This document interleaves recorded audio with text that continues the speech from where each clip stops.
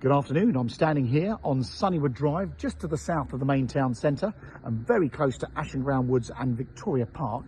I'm about to show you around number 91, which is this very nice, big, detached, we think it might be 1950s or certainly no later than 1960s, three-bedroom house. It's actually a big, chunky three-bed, and it's had a very nice big extension on the ground floor. So the footprint of this house is enormous.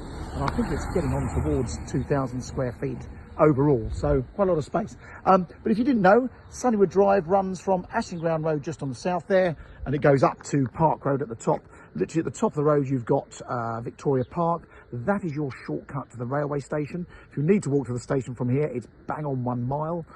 If you've got a dog, Victoria Park's quite lovely to walk a dog around, but Ashingground Wood, so if you go back down to the end of the road, turn right, over the railway bridge, you're into the glorious ancient woodland of Ashingground and Bolnor Woods. Victoria Park also has tennis courts, a really nice cafe, little kiddies skate park, and it's a lovely big park, and lots of events take place there every year. So our clients, they've been here about 40 years. As you can see, tons of parking. They've got a camper van, so they park a big camper van in here. As you can see, you can park at least 5 cars on this driveway.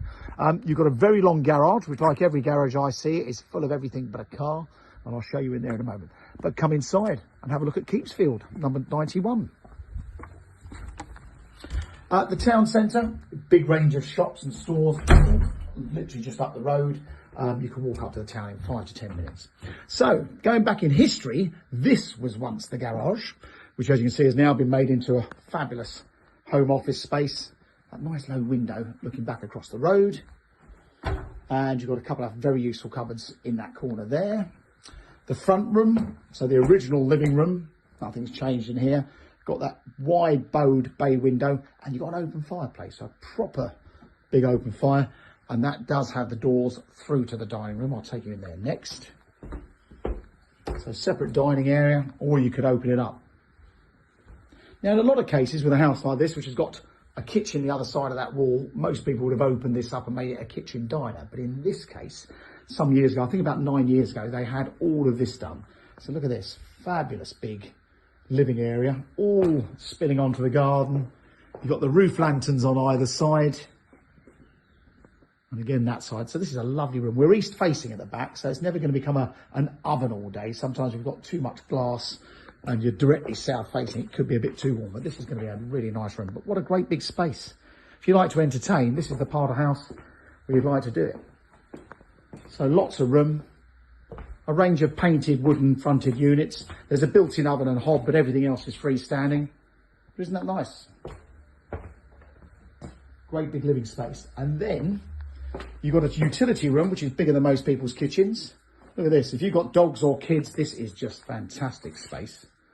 They've got more appliances out here. There's a downstairs loo in here, downstairs lav, and then the garage, which, like I say, full of everything but cars. But this is, I think you'd get two small cars in here, end on end. So it's almost a double length garage. But again, this is part of their extensions many years ago. So that's the downstairs. We'll go out in the garden after. Then upstairs, you've got this great big landing with this huge window. And there's a loft hatch here. So there's got a great big roof space. So if you really, this is only a 3-bed house upstairs, but you've got that option of other bedrooms downstairs. You could do a loft conversion, which would probably give you another, well, either a massive master bedroom suite or 2 other bedrooms. So, bedrooms wise, this is the smallest. So, nice big double. They've got a double bed in here, overlooking the front and back over the road.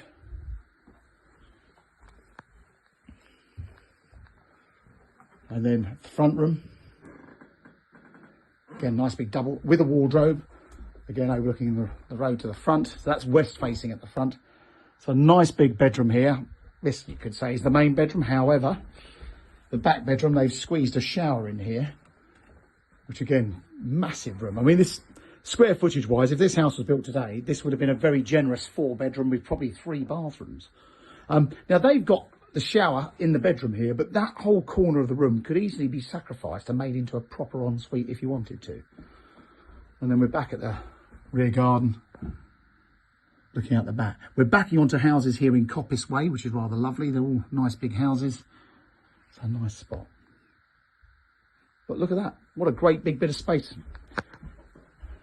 I mean, I can imagine either a growing family might love this house, thinking that one day they'll go and do the loft conversion or even extend across this living area at the back, or someone downsizing who doesn't want a 4 or 5 bedroom house, but they want this sort of ground floor. So don't forget, bay fronted living room, separate dining room, the study. So I mean, that's either your 4th bedroom or your home office.